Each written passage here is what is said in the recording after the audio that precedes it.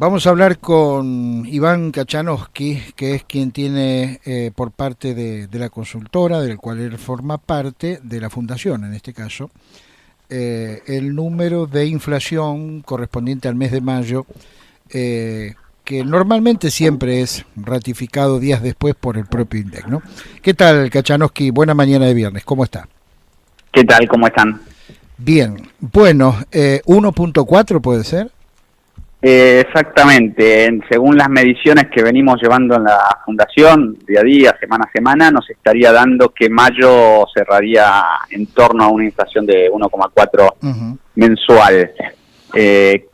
Similar a abril, ¿no? Que estuvo en 1,5, a nosotros nos había dado 1,55, bastante cerca, pero tiene los mismos problemas de medición, digamos, que el contexto de la cuarentena, que es complicado llegar a algunos locales, tenés aparte todo el tema de los precios congelados, la nafta congeladas, entonces eso es una inflación reprimida que en algún momento a lo largo del año después va a ir cediendo, digamos. No es que el INDEC mida mal, sino que mide una realidad distorsionada. Parece poquito 1.4 en relación a cómo veníamos, fundamentalmente la última parte del año anterior, pero hay tarifas que están pisadas en cuanto al aumento de las mismas, hay mucho producto que, bueno, por el hecho de la recesión económica, se bajan precios y se pierden ganancias, utilidades. ¿Cómo les da el hecho de la canasta básica familiar, que es lo importante porque es lo que más afecta a los que menos tienen? Sí, bueno, la canasta básica nos dio que en mayo subió un poquito más de 1,6%, casi 1,7%, que se desaceleró con lo que fue la subida de abril, o sea, fue un poquito menor. Pero bueno, es uno de los rubros que más influye. Así que esa canasta siempre hay que seguirla bien de cerca.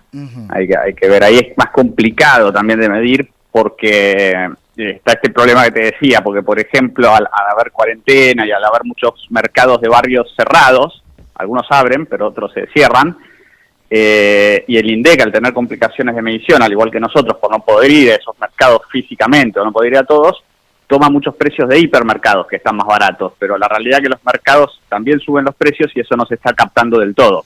Es decir, en los comercios de cercanía, donde se le está pidiendo a la gente que hoy vaya a consumir, no se está llegando con las mediciones. No se, o sea, se está llegando, pero en menor medida, entonces no es lo mismo que poder medir todas, que poder medir algunas. Correcto. Y se mide mucho por hipermercados también que tienen precios más bajos, pero en los mercados de barrios sí se ve una subida mayor que es más difícil de captar. Bien, dejamos por un lado digamos la medición de inflación de mayo y nos metemos en un tema bastante más complejo, ¿no? Desde comienzos de este año 2020 hasta hace unos días nada más, creo que hasta finales de mayo, se emitió 1 billón de pesos, con B larga, 1 millón de millones. ¿En qué momento creen, si es que creen, que eso va a impactar en estos niveles de inflación?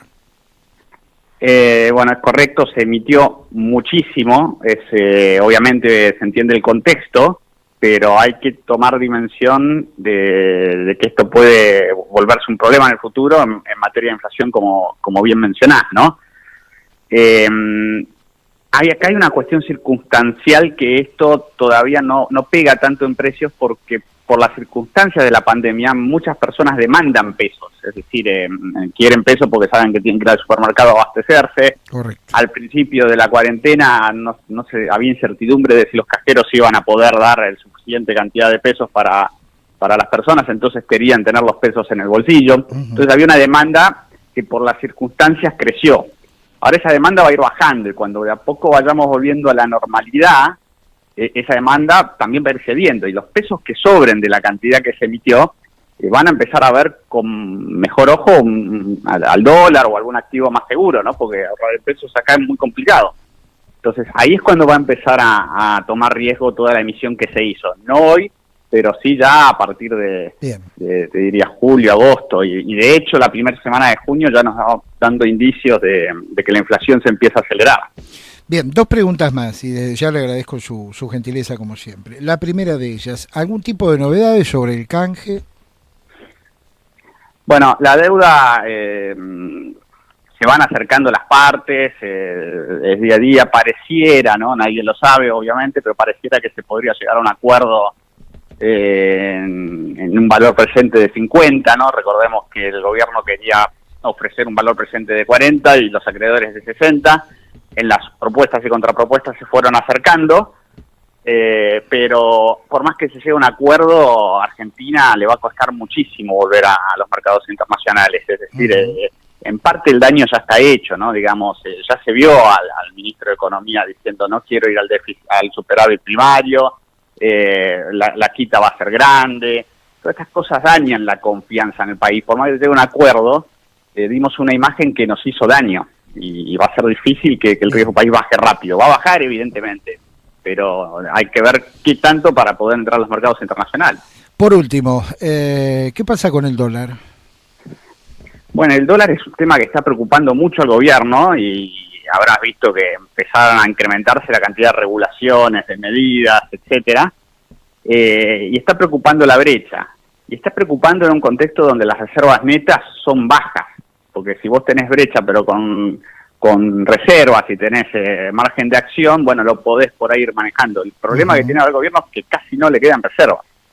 Entonces va a seguir tomando medidas que le darán espacio, le funcionarán en un corto plazo, pero en el largo la tendencia va a ser a que la brecha crezca. Ahora están sacando una nueva medida que yo creo que va a hacer que se reduzca un poco la brecha circunstancialmente, pero va a volver a subir porque Argentina básicamente es un país bimonetario.